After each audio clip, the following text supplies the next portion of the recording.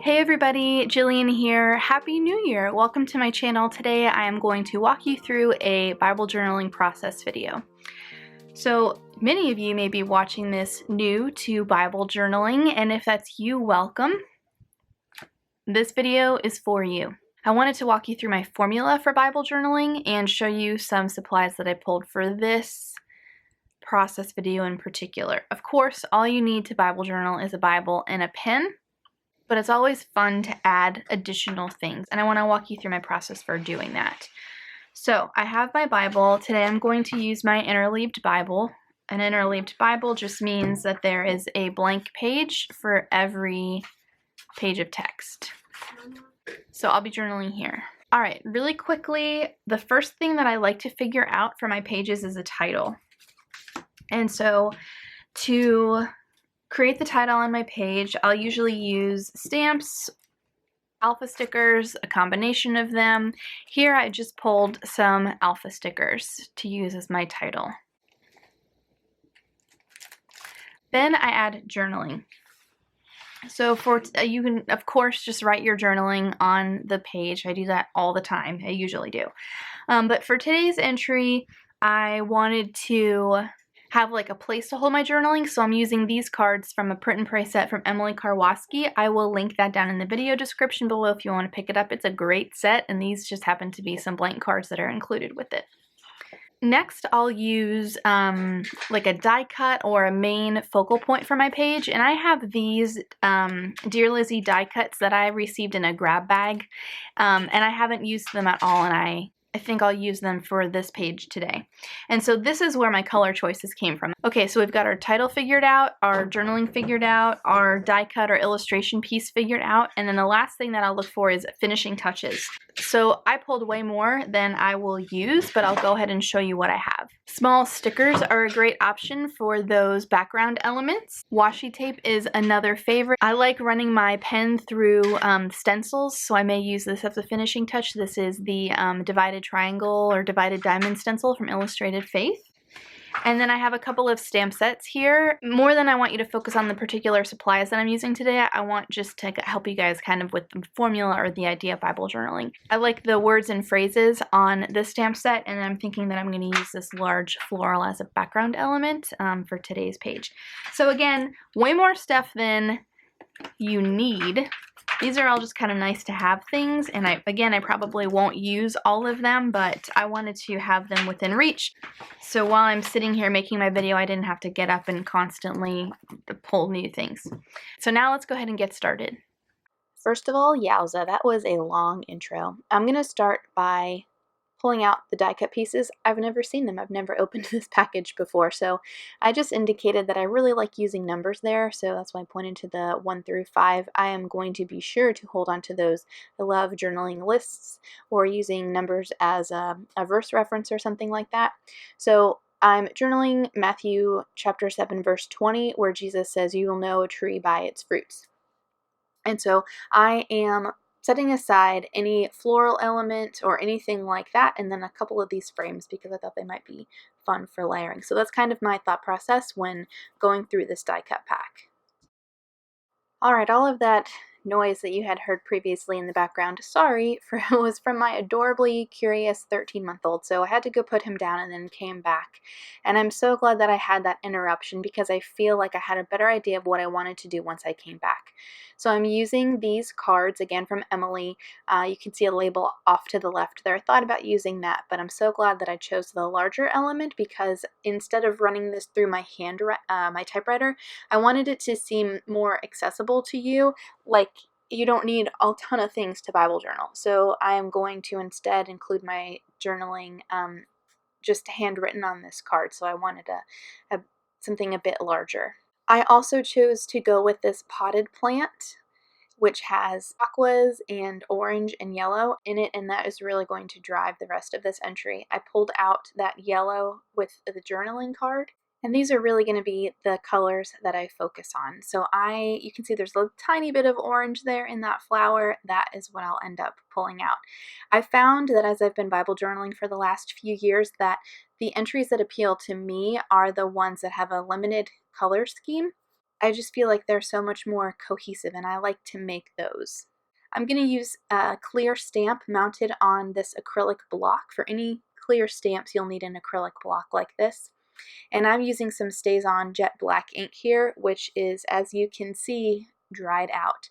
So I did not get the stamp impression that I was hoping for. With this really pretty floral, I was going to layer that the card and this die cut piece on top, just like this. And that's okay. Some of it will still be visible in the end. I'll end up going back to that same stamp set, but I feel like that's how our creativity grows. When we have a problem in our creative process and then we, find a solution for it, I feel, at least for me, that's how I get better at creating. So I added some washi tape to the bottom with some arrows pointing to the verse that I'm journaling, and then realized, oh, I really want to pull out these pinks and the orange. And so I'm going through my alpha stash and finding as many of those as I can.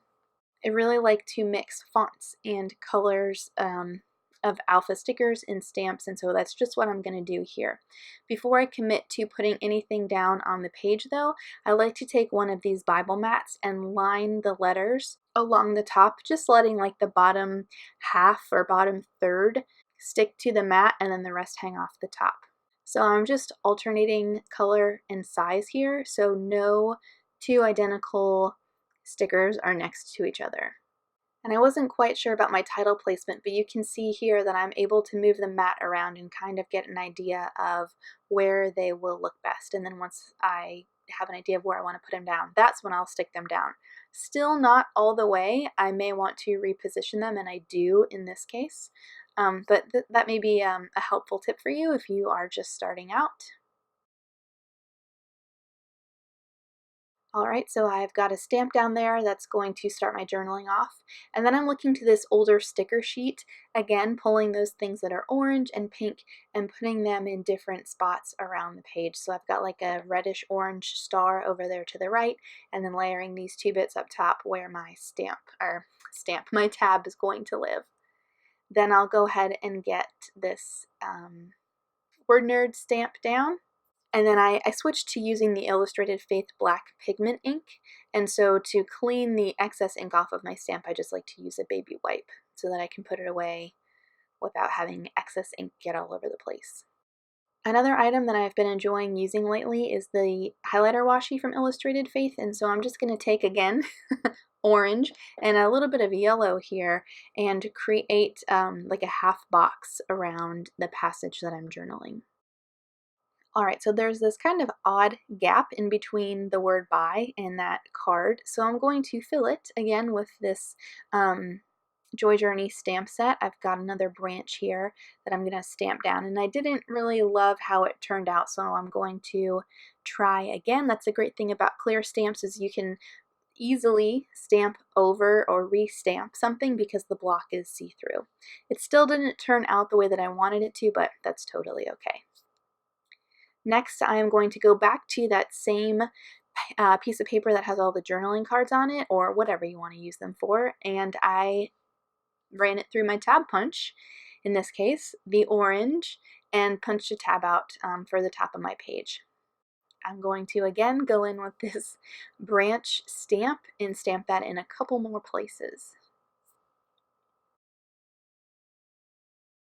So again, just going back to the sticker sheet and looking for orange, pink, yellow. I will go ahead and indicate the reference in this tab up at the top. I'm going to put a piece of wordfetti onto the tab. It says ponder. This is certainly something that I want to ponder.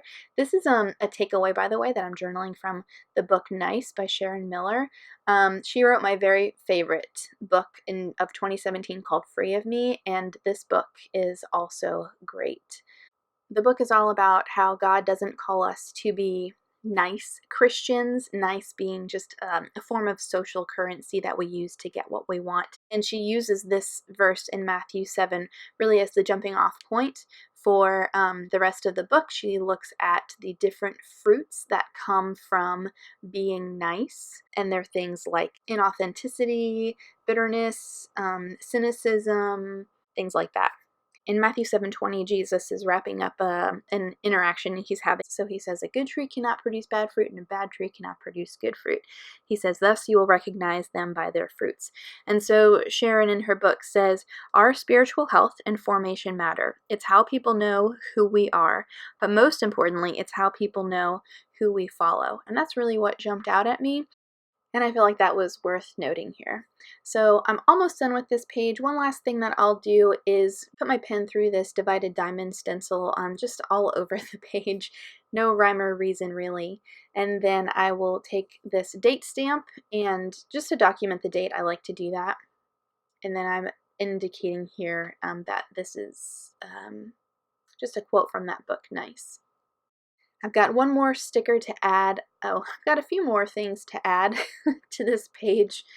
Another sticker from that Fruit of the Spirit sheet, just layered underneath the frame, and then these crosses from an older Illustrated Faith devotional kit, just because. And that's it. So I've got a finished look at my page here. If you guys have any questions, feel free to leave a comment below. All of the things that I used, if they're still available, are linked down in the video description below, or if I could find something similar, I put that down there for you too.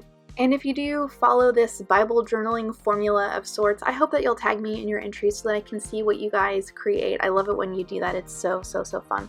All right, I hope you guys have a great rest of your day, and I'll see you soon.